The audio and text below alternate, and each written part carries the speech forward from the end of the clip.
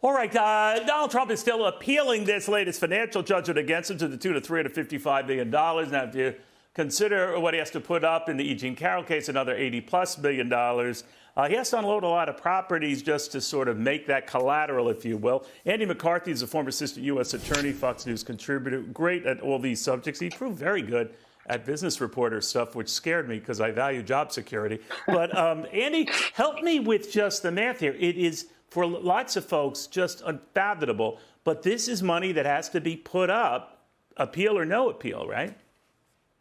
Yeah, Neil, I think that most people, because most of the cases that get a lot of media attention are criminal cases, and you get an automatic appeal in criminal cases. Most people assume civil cases work the same way. They don't.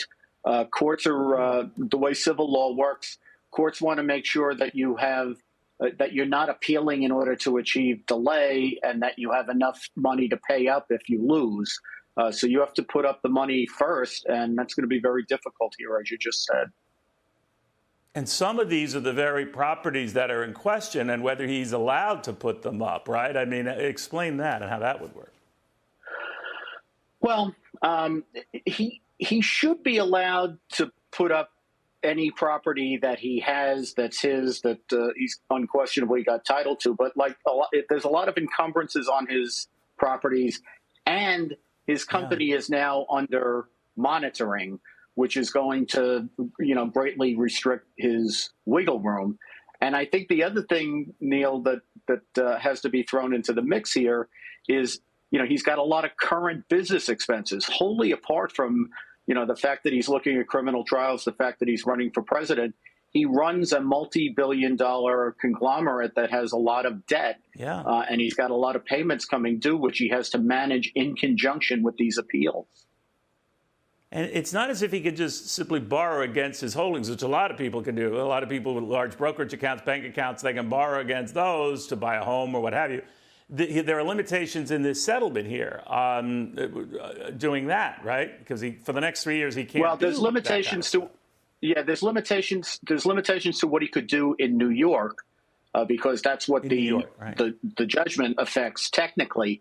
But if you broaden it out, Neil, who's going to lend him money under these circumstances? All of these corporations, these financial institutions, all are public companies. They all have stockholders. Management's fealty is to the stockholder, even if they have enjoyed doing business with Trump in the past. And he's not the same loan risk today as he was even a week ago. So whatever your politics, he might be deemed risky for you, right, as a lender?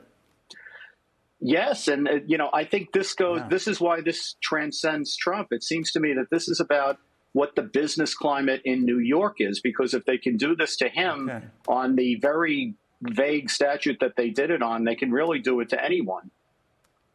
All right, this is enough of you playing the excellent business reporter you are, Andy. We're not going to let this happen again. Andrew McCarthy on that, but he's right with all these details.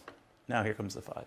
Hey, Sean Hannity here. Hey, click here to subscribe to Fox News YouTube page and catch our hottest interviews and most compelling analysis. You will not get it anywhere else.